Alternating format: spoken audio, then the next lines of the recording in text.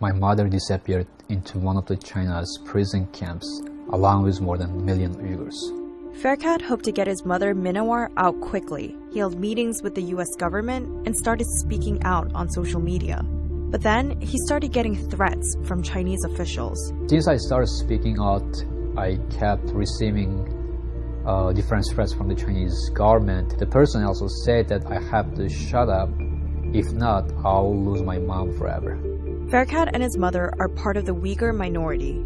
She was held in what the United Nations calls an internment camp. Where did these mass detention camps come from? What issues do the Uyghurs face? And how is the world responding?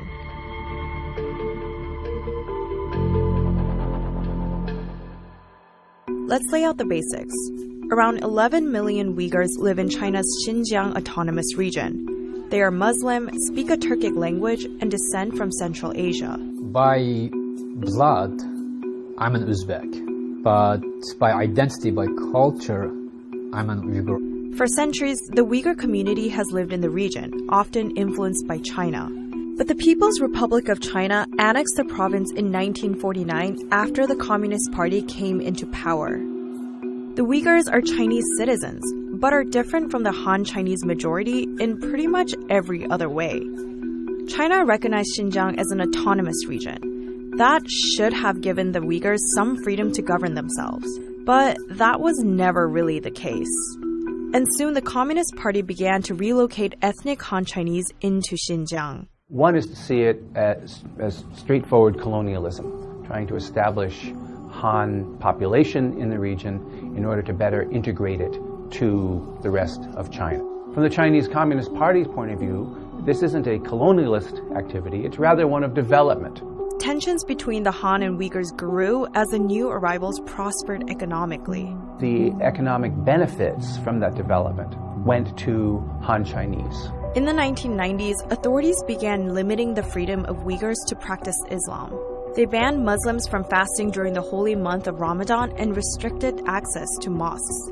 At the same time, support for Uyghur separatist movements grew, and in the late 1990s, some Uyghurs fled Chinese crackdowns and set up training camps in Afghanistan, which at the time was being controlled by the Taliban.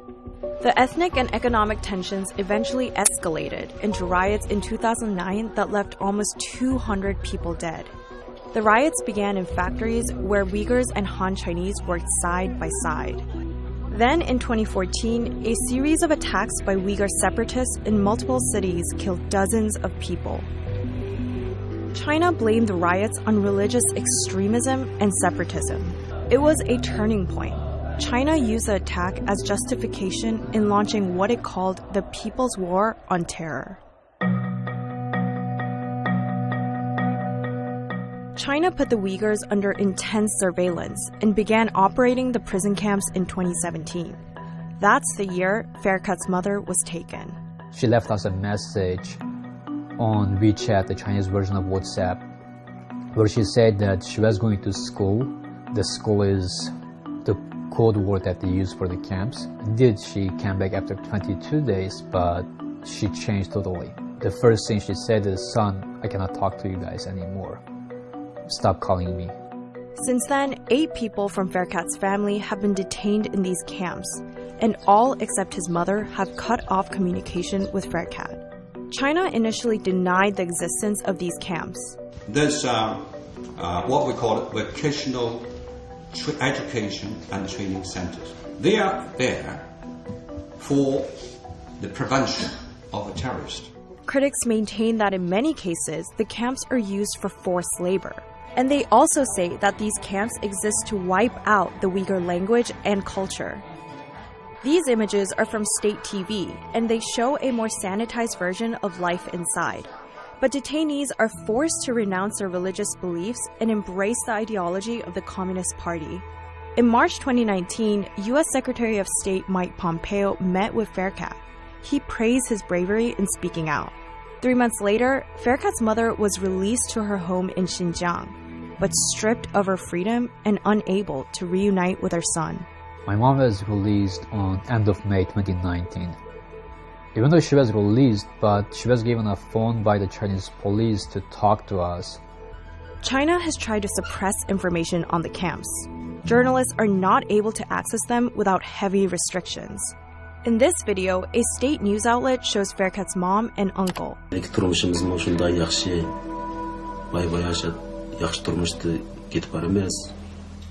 suggests even Uyghurs living outside the camps, like Faircat's mother, remain unable to speak freely.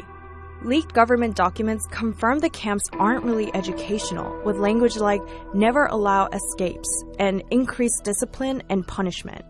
The documents compare Islam to an infectious disease and say that freedom is only possible when the virus is eradicated.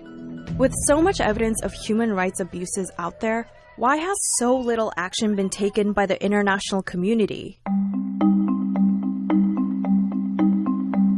Well, it's not really in the interest of most countries to criticize the second largest economy in the world. It's no longer just made in China toys, clothes, and food. China is building ports, railroads, and airports across Asia, Africa, and Europe. That may also explain why Muslim-majority countries like Pakistan and Saudi Arabia are silent.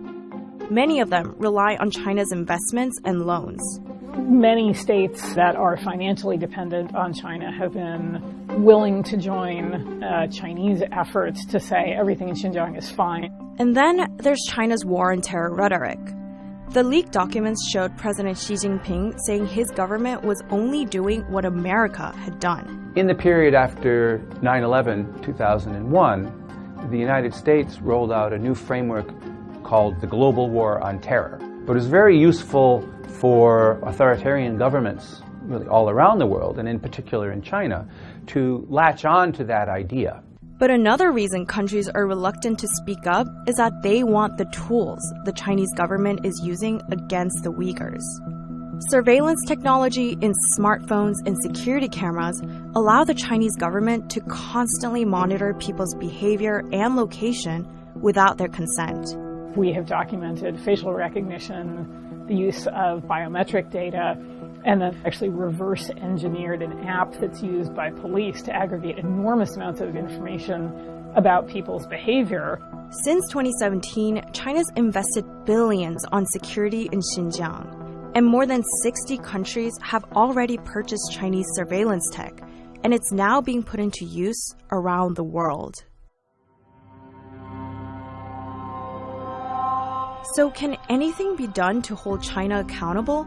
In June 2019, 22 countries issued a joint statement to the UN Human Rights Council, calling on China to end its mass detention of Uyghurs. China responded by getting 37 countries to sign on to a statement praising its policy in Xinjiang. Meanwhile, the US doesn't seem to have a clear policy, but Secretary of State Mike Pompeo has called China out on the issue. And in December 2019, the U.S. House of Representatives passed the Uyghur Human Rights Policy Act by 407 votes to 1, calling for sanctions against senior Chinese officials.